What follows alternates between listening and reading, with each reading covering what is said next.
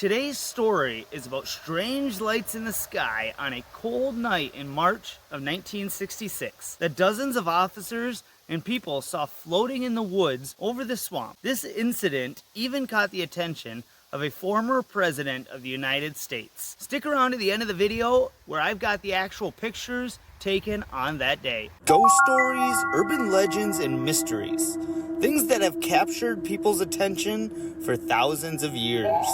From the first known cave paintings where they depicted large humanoid people with animal heads, all the way to today with sightings of Bigfoot, paranormal activity, and unidentified flying objects. And on this channel, we take a look at the unknown. If you enjoy mysteries, like and subscribe to catch all the future videos. It all began on the night of March 14th when local police officers of Washtenaw County spotted strange lights moving at extremely high speeds over Lima Township. It was too fast to be an aircraft, so they followed the object. When, at the same time, officers in Ohio just across the border, as well as a few observers at Selfridge Air Force Base, were also witnessing these strange lights. Just as the officers that were tailing the object were flying down the road, feeling like they were getting closer to this object, it stopped and went straight up towards the stars and disappeared. They were left in awe. Unable to explain what they just saw, they chose to keep quiet out of fear of being ridiculed and fired. As a few days had passed, the officers were at their station, discussing the week ahead, when a different officer, a more senior officer on the force, was drawing this picture. Well, they asked what he was drawing, and he told them it was this thing that he saw the other night in the sky. Well, they started talking, telling the senior officer that they also saw something strange in the sky the other night. Well, this thing that he was drawing and reported seeing looked exactly like a child's top. Here's a picture of what he drew. Then came the night of Sunday, March 20th, when countless reports flooded the sheriff's office of a UFO landing in a wooded, swampy area of Dexter Township. The police operator continuously asked the people if they were sure it was not a plane crash, but every person insisted this was no plane. There was no crash.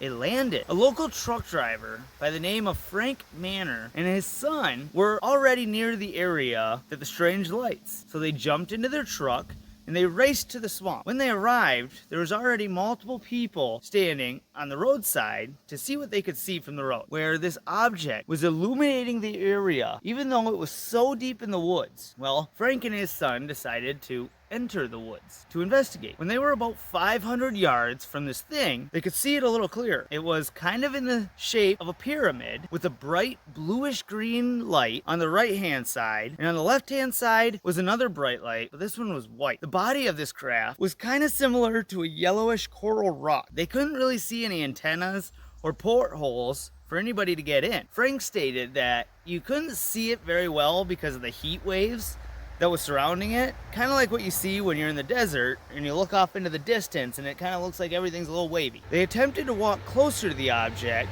but the light that was previously white turned to a blood red. Just then, his son Ronald noticed two flashlights on the other side of the swamp, approaching the object from the other side. And in an instant, the object flew straight up out of the swamp, going so fast that the force actually broke the branches on its way up. There was 40 to 60 people that had accumulated on the edge of the tree line, including 12 local police officers from the surrounding counties. When they saw the object fly quickly, where it then hovered at the treetops about 1,500 feet away, just for a few seconds, till it blinked out, and in a second later, it reappeared instantaneously all the way on the other side of the swamp, about 2,000 feet from its previous location. The whole object illuminated the tops of the trees. At one point, it even rose 500 feet and then descended again, far too fast for any man-made thing. After a few minutes of this thing kind of dancing in the sky, it took off at an extremely high speed directly over the people that were standing at that tree line. They said it sounded like it had a whistling sound, like a bullet ricochet. Well, this report gained national attention when NICAP, also known as the National Investigation Committee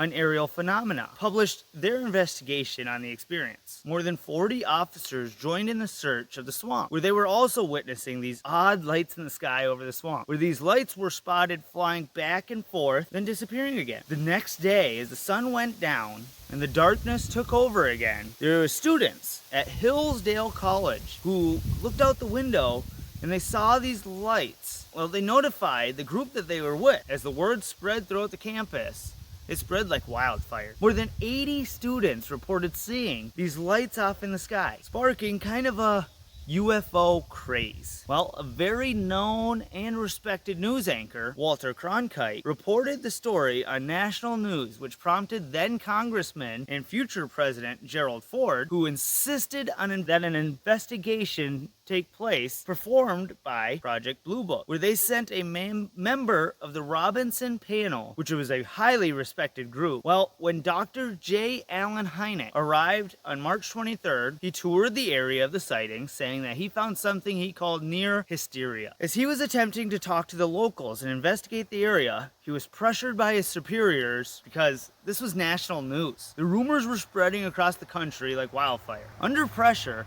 Hynek scheduled an interview with the reporters on March 25th, where he said the lights were simply mistaken observations of the moon and the stars, and that the Dexter UFO was actually just swamp gas. This swamp gas theory didn't sit well, as many thought it was just a huge cover-up and the government was hiding evidence and trying to silence the people from spreading it any further. Years later, Douglas Harvey, who was the head sheriff at the time of the original sightings, told Ann Arbor News that he and Dr. Hynek were discussing the sightings at the sheriff's office one day, where the scientist had admitted to him that he didn't know what the witnesses had seen, but that he felt it was worthy of investigation. Well, later on that same day, he says he saw Dr. Hynek make a phone call to Washington, which he was on the phone for a lengthy amount of time. Shortly after that call is when he scheduled with the reporters and claimed it away as swamp gas. Harvey wondered what on that phone call changed his opinion. Did a high-level government official tell him to just say it was swamp gas? Well, as more than 50 years have passed, the government now admits to having unidentified flying objects in our airspace. Could the 1966 Dexter Lights have actually been a UFO, or was it really swamp gas? Something that has never seemed to happen again since. What do you think? Leave your comments in the comments section below.